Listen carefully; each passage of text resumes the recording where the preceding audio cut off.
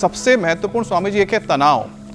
अब तनाव हो, खराब नींद हो और मोटापा हो स्वामी जी, ये तीनों के बीच कहीं ना कहीं एक गहरा संबंध नजर आता है। स्वामी जी, आपका जो तजुर्बा है वो क्या कहता है? क्या योग निद्रा जैसे प्रैक्टिस से इसे बैलेंस किया जा सकता है?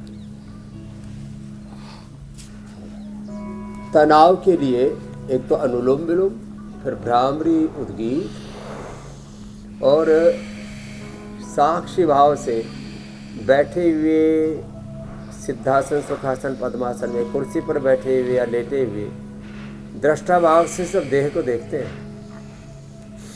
एक स्टैंडर्ड प्रैक्टिस है। ऐसे लेट जाओ, चलो लेटो सब, और ऐसे लेट करके साक्षी भाव से देह को देखो। जैसे बहन बता रही थी, मेधावटी लिया और उसने स्ट्रेस, एंजाइटी, डिप्रेशन, मन में जो उथल पुथल थी उसको ठीक कर दिया। तो सोने से 1 घंटा पहले मेधावटी ले ले, दृष्टा भाव से देह को देखे, साक्षी भाव से दृष्टा ध्यान कहो, प्रेक्षक विपश्यना कहो, गुणातीत भावातीत ध्यान कहो, या भाव समाधि। ये अपने आप में ना बहुत बड़ा तत्व मैं कहता हूँ, ना दबाव में, ना भाव में, प्रभाव में, भाव में, अपने स्वभाव में जियो। ऐसे जब दृष्टा भाव से माथे को, चेहरे को, कंधों को, हाथों को, पीठ को, छाती को, हृदय को सब ढीला छोड़ देते हैं। पैरों को संकल्प पूर्वक, पैरों को, घुटनों को, पंजों को सब ऐसे ही संकल्प पूर्वक ढीला छोड़ दिया और अपने स्वरूप में प्रतिष्ठित हो गए। आत्मा तो स्वरूप से, स्वभाव से ही नित्य शुद्ध बुद्ध मुक्त स्वभाव सच्चिदानंद स्वरूप आत्मा हम शिव रूप, राम रूप, कृष्ण रूप, हनुमत। और जब अपने स्वभाव से, अपने स्वरूप से, अपने शिव रूप आत्म रूप से, आत्म स्वभाव से जुड़ जाते हैं तो 1-2 मिनट में ही इतना सुख मिलता है, इतना सुकून मिलता है, इतनी शांति मिलती है। ओहो, सारी उथल पुथल, उधेड़ बुन, आपाधापी सब रुक जाती है। हाँ, ये जरूरी है। तो स्वामी जी, आपके जो शब्द हैं, एक तो शवासन, एक अनुलोम विलोम, नाम जप। आपके शब्द स्वामी जी इतने, मुझे लगता है कि शक्ति है इनमें कि मैं तो खड़ा खड़ा मुझे लग रहा था मैं निद्रा आसन में चला जा रहा हूँ। तो जो लेटे होंगे, हाँ, जो लेटे होंगे मुझे तो लगता है कि उनके लिए एक अद्भुत अनुभूति है। स्वामी जी, कहीं ना कहीं आपके कहते हैं ना शब्दों में वो ऊर्जा है, क्योंकि आप योग लगातार करते आ रहे हैं। और मुझे लगता है शायद यही वजह है कि आपके शब्द से जब जो वो तरंग निकलते हैं, वो जब कान में जाते हैं तो मस्तिष्क को बिल्कुल शांत कर देते हैं। और शायद भाई शब्द ब्रह्म होता है अमित। और जब ये अनुलोम विलोम करते हुए शब्द ब्रह्म जो हमने वेद दर्शन उपनिषदों में जो मंत्र सूत्र सुने हैं, उन ऋचाओं में जब ध्यान लगाते हैं और अपने स्वरूप से जुड़ जाते हैं और हमारे भीतर अभेद दृष्टि आ जाती है, न स्त्री का, न पुरुष का, न कोई जाति का, न कोई मजहब का भेद रह जाता है, ऊंच नीच का, छोटे बड़े का सब भेद खत्म हो गया।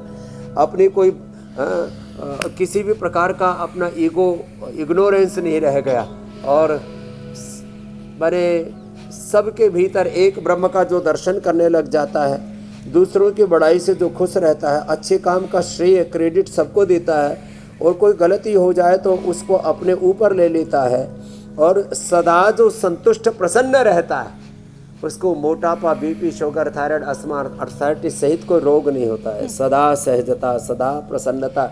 और किसी कारण से अपने स्वरूप से नीचे आया तो एक क्षण में अपने स्वरूप में वापस लौट आया।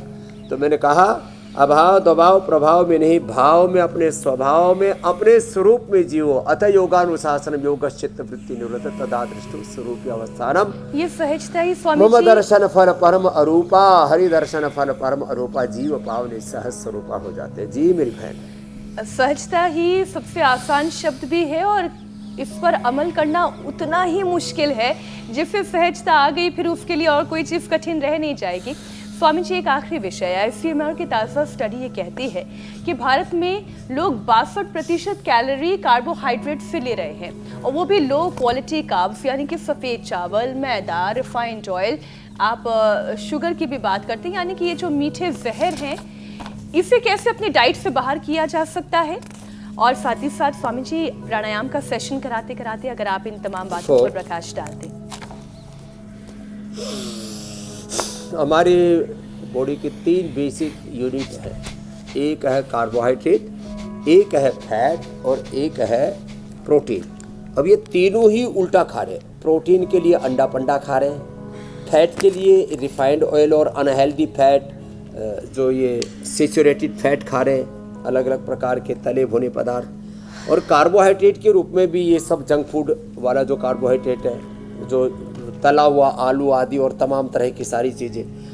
तो अच्छा कार्बोहाइड्रेट मिलता है हमें फ्रूट से, वेजिटेबल से, इन सब से, मिलेट से, वो लेना चाहिए। अच्छा फैट मिलता है घी और नेचुरल ऑयल से। अच्छा प्रोटीन मिलता है हमें दूध, दही और सोया से और दालों से।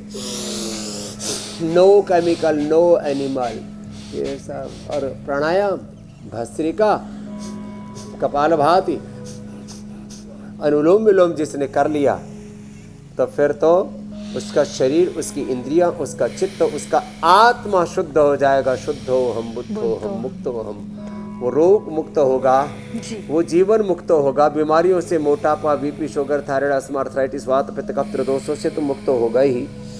ये है रोग मुक्ति और जीवन मुक्ति की युक्ति। स्वामी जी आज इसी युक्ति के साथ बुद्धि का थोड़ा और विकास हम करते हैं और आपसे इजाजत लेते हैं। बहुत बहुत धन्यवाद। प्रणाम स्वामी जी।